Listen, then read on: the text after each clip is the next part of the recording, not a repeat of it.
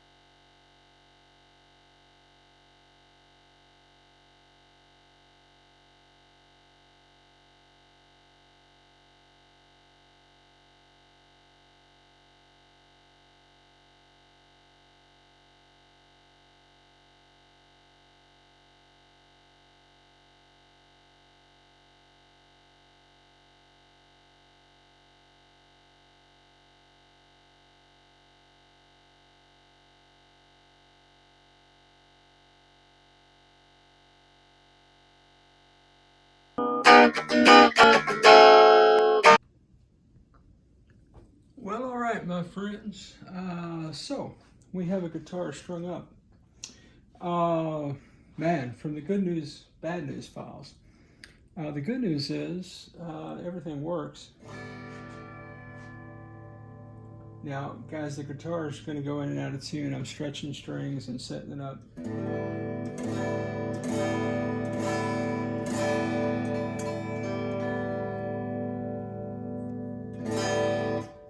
Anyway, yeah, so about that, I put 8s on it.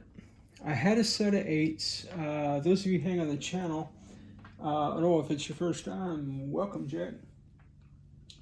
Back when I did the grandchildren's Telecasters, I did do a series of Telecasters that I put 8s on for the grandchildren. Because this is for a grandchild, I thought I would put 8s on it as well. Sorry, I'm just noticing my shabby work over here. This neck pocket is super loosey-goosey. I may need to shim this neck pocket on this side to keep that neck that way. I've got a really good gap right there. I don't know if you can see that or not. So, as weirdness goes, guys, this is the largest shim I've ever shimmed a neck. Now, you may remember that in the initial vid, I talked about the guitar neck. And then in the next vid, I talked about how the guitar neck was sitting like that. So you have the body and the neck kind of going like that. But the neck was perfectly straight. So this neck, if you look at it, that's a straight neck, okay? But it was, man, just like it was taken off at the airport jet. And so what I did, I started with a 1 degree shim, and that kind of sort of did nothing. My action was sky high, as you might imagine. Then I put the 1 degree shim and a piece of an old credit card in there, and then I got this. So I haven't set the guitar up yet, and I'm going to be doing that in this remainder of this video, or trying to, okay? The best I can.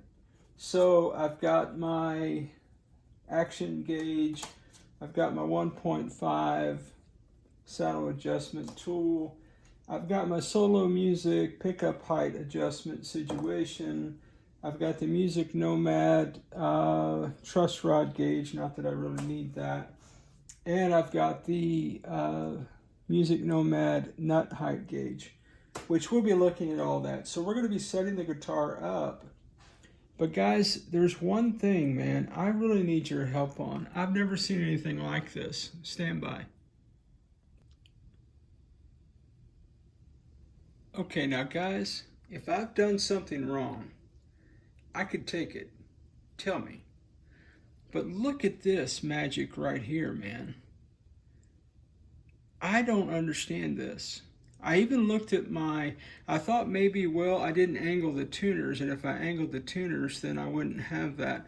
I need to go back and watch the initial vid to see how the strings were lining up here, if they were at all. Okay, maybe this is normal.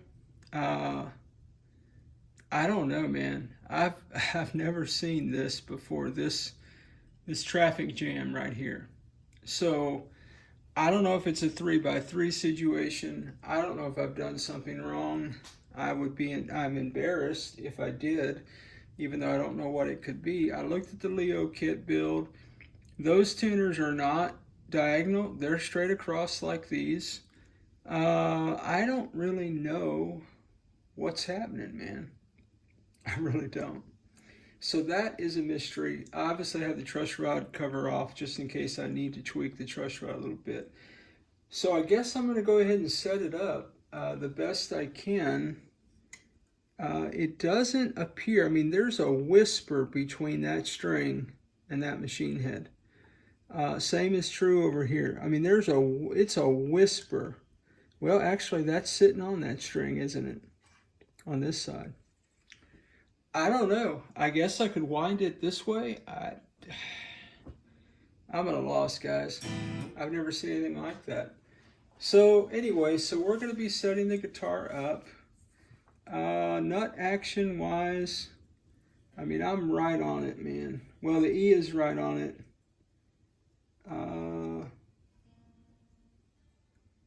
That old plastic nut, I mean, is set up pretty well, I think. I know you can't see what I'm doing, but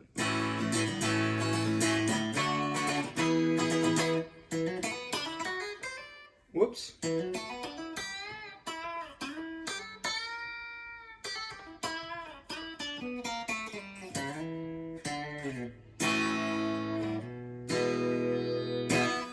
Anyway, guys, we're going to be taking a look-see at this guitar. So I've got my coffee, I've got some Ritz cheese crackers. Jack, I'm going to try not to chew and talk at the same time. Per usual, anyway. All right, guys. Well, man, let me set the guitar up, kind of where I'm going to work on it. Let me get you dialed in here. And again, I haven't tweaked anything yet, so I'm going to start doing that. Thought you'd hang out, man. Come on a journey with me, man. This ought to be a good ride. I don't know, guys, did anybody catch how hard a time those strings gave me? Man, these light gauge strings, man, just, yeah. Anyway, I'm sure it's user error. I wondered if you all could see it, even in the fast forward, just what a hard time it was giving me, man. So, yeah, so let's start with the neck pocket. Maybe you could see it now that you're down here with me. So this is what we're looking at, that gap right there. Can you see that? Oh man, you probably can't. There you go. Maybe you could see that. I never can tell till I watch the vids what you guys can see and can't see. So I loosened all the screws and I forced the neck where I wanted it, and I got the E placement kind of sort of where it should be. Now here's what's weird. So if you look at, even though we got that discernible gap right here, and the string placement is off, if you look at it over the pickup magnets, well, I guess the low E could be, well, it's almost right. I mean, not really. So I don't know, maybe it's the saddles, maybe it's whatever, but something's not copacetic with that. But it's a FirstAct guitar. That's not an excuse, I'm just saying. Kind of is what it is, guys, really. But, oh, that's not a bad angle right there. All right, guys. Oh, I'm a little discombobulated. It's been a crazy adventure. All right, so where to start? let's tune the guitar up. That's where we start. All right, we have a guitar mostly in tune. Okay. Now if I look at my action, like I said, if I hold down here on the body, 20th fret or so, where this guitar touches the body anyway,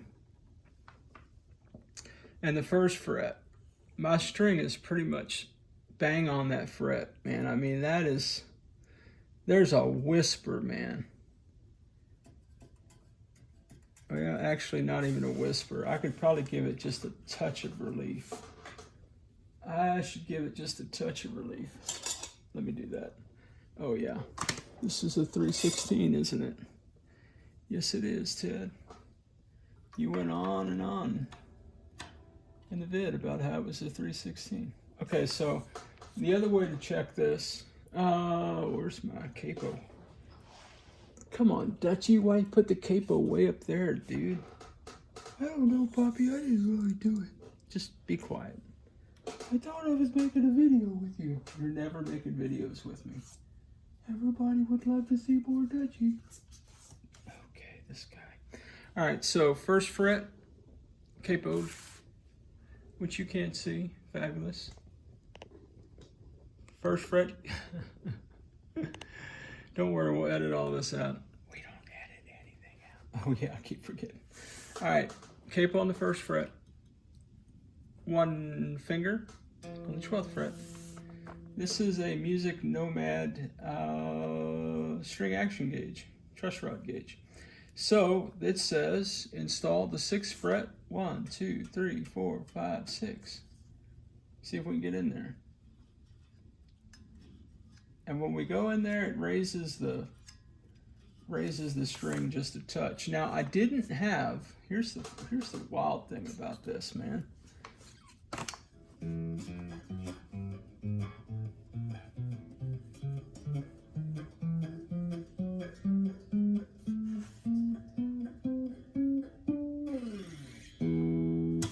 I don't have any Buzzalicious, man. So I'm inclined to keep it there. That's just me. Now, the other thing to factor though is the string height itself. So if I take my string action gauge, I go to the 12th fret. Let's see how you guys want to do it. Yeah, let's do the old 0.05 at the. So the treble E is actually too low, that string. B is too low, G is too low, D is too low. A string is under 0.06, and the low E, man, is like right at, it's just a little bit,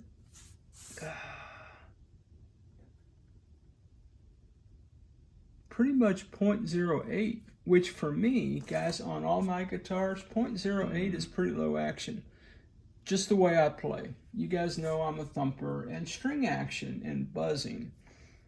Does it have things to do with the truss rod and the action and all the saddles and all the height and all the... Yeah, man. But it also has to do with your playing style, and I can be a little heavy-handed. Anyway, I think the action's... what I'm saying is, I think the neck relief is fine where it is. I don't think I'm touching that. Okay?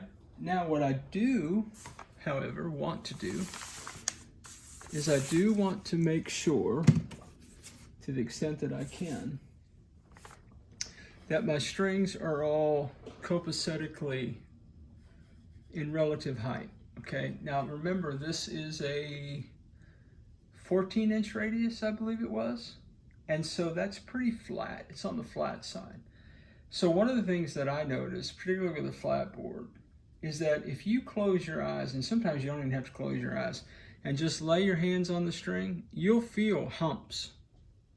You'll feel which strings are higher and which ones are lower. All right, not a very scientific thing, Just something I've observed through the years. So I think this high E,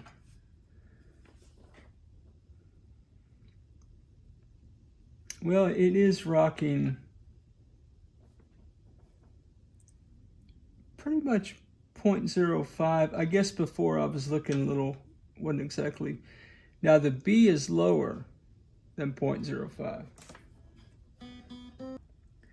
Ideally, I'd like the treble strings all to be the same height, and I'd like the A and the E to be the same height, and the D string, if I can get it the same height as the 3 treble strings, then I would do that. That's pretty much bang on 0.05. So I'm gonna go ahead and raise the B up just a smidge. Just a smidge. I'm gonna make the treble strings all 0.05. We haven't intonated the guitar or anything. We're just hanging out, talking guitars and life, man. That's what we're doing.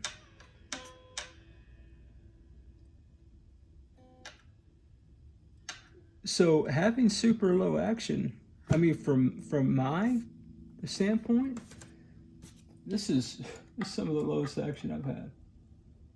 Now again, man, we brutalized, and I'm saying brutalized, these frets, man. I mean, I went to town on these frets, Jack. I had to. I had a couple of frets that were kind of indented, the first and the second one. So I just kept filing and filing until I didn't have it anymore. How long are these frets gonna last? I don't know. Yeah, that's funny.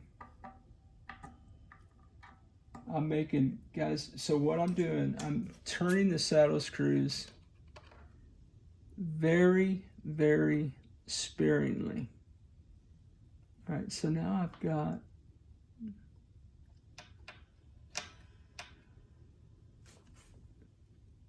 pretty much 0.05, 0.05, pretty much 0.05. Even the D string is a little bit lower than 0.05. I'm gonna bring it up a little bit. So yeah, it's, I don't know, maybe I've just learned how to do frets better, so I'm not getting the buzzalicious, I don't know. I watch J-Man and 2-Bike Mike, man, those cats. I know Jay. If I understood you right, Jay, you can correct me, bro, in the comments. I won't be mad at you. I want to be accurate. Jay was talking about how he was rocking 0.05. He likes everything 0.05. Whoops, that was me.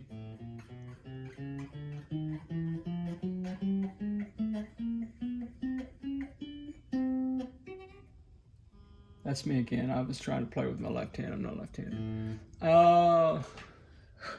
I've never had an A string on my guitars. I mean, that was 0.06, man, or under 0.06. So these are all just a smidge under 0.06. I guess it's the way you hold this, and I don't know. Which is it? Get it straight. I don't know, man. It's hard to tell. One is the angle. I'm trying to angle things where you guys can see it. And this is pretty much 0.08 here on the E string. Now I could probably even take that a smidge lower. Now here's the other thing that's kind of cool. Check this out. Now again, man, I'm talking about shimalicious, man. I'm talking about a 1 degree shim, followed by a little bit of a credit card. Look at those saddles, man. Look at those saddles, Jay. They're almost horizontal, Jack. So I don't know, guys. Whoops. Well, we're not in tune anymore because I was jacking with saddles.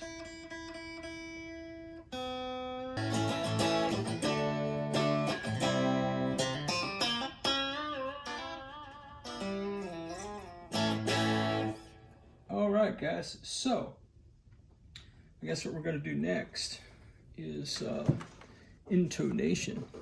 Now again, every time I do intonation, even though I say in every vid, when you do intonation, headstock tuner is probably not your friend. I will say it in every video, guys. I will take this guitar, plug it into the box to the pedal board. I will use my chromatic tuner to intonate this guitar. What I'm doing on the workbench is giving you a flavor of the intonation. Okay? So,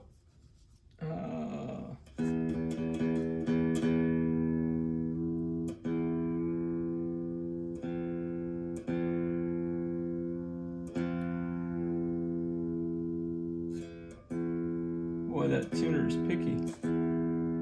And this headstock is very strange, making that headstock tuner even harder to work with.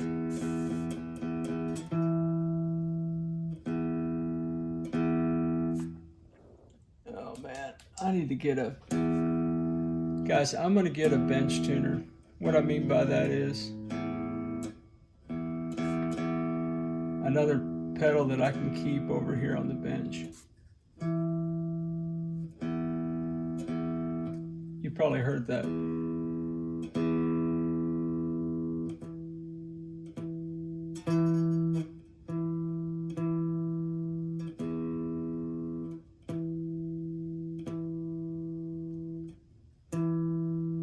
All right, that's sharp. Okay, guys, if you're sharp, you need to go toward the bridge. If you're flat, you need to go toward the nut. All right, so it also depends on the way you hold the string. That's intonated according to the headstock tuner. So is that. That's insane.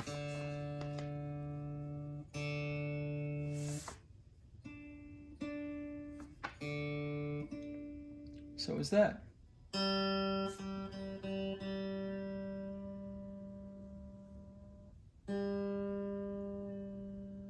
I know I'm blocking the shot, guys. I can't get the tuners, and that's flat. You can hear that's flat, right? All right, so this one I need to go toward the nut.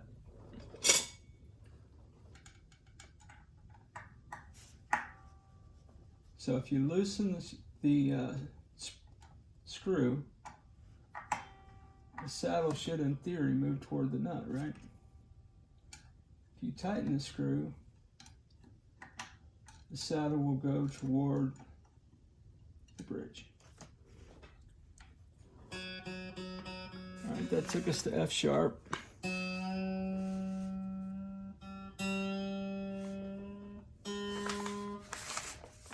Okay, I gotta figure out.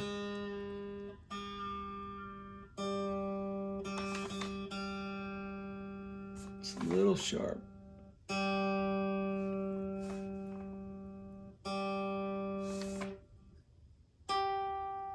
All right, intonated.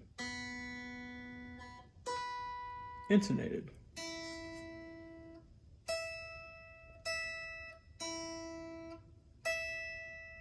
It's just a touch flat. I don't know. I'm envious, J-Man. Oh, that's it. Nope.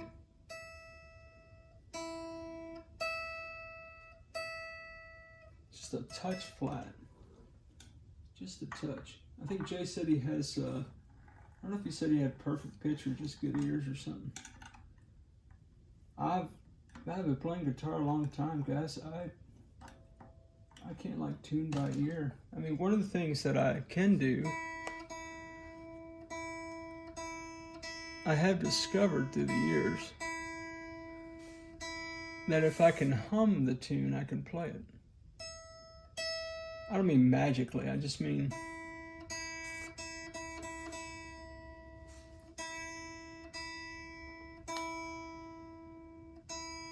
these new strings are really working against me.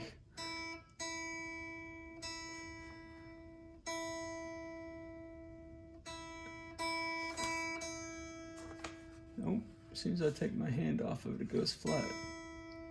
Okay. See, the note itself is a little flat, so that's...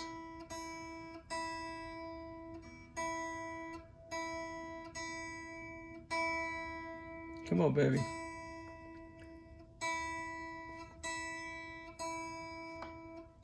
What'd you do today? I watched Ted tune a treble E string for like a half an hour.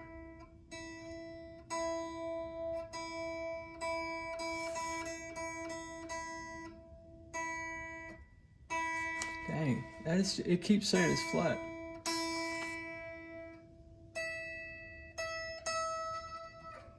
And the whole thing's flat.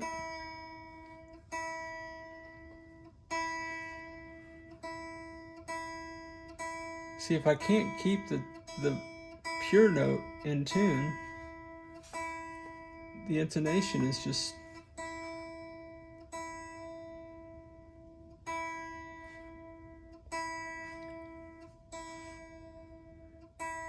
I'm beginning to question if my tuners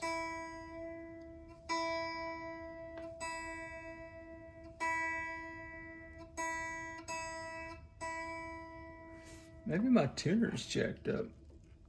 I don't know.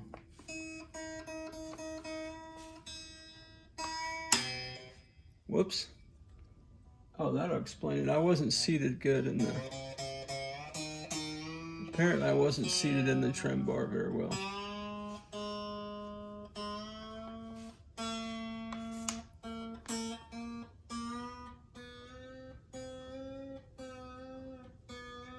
Dang, what is the deal?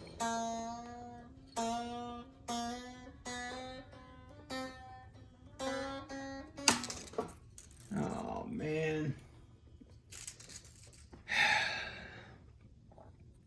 Well, as always, wherever you are in your guitar journey, I pray it's a long, smooth, safe, joy-filled ride for you, Jack. Hey, rock on with your bad selves, everybody. Catch you down the road.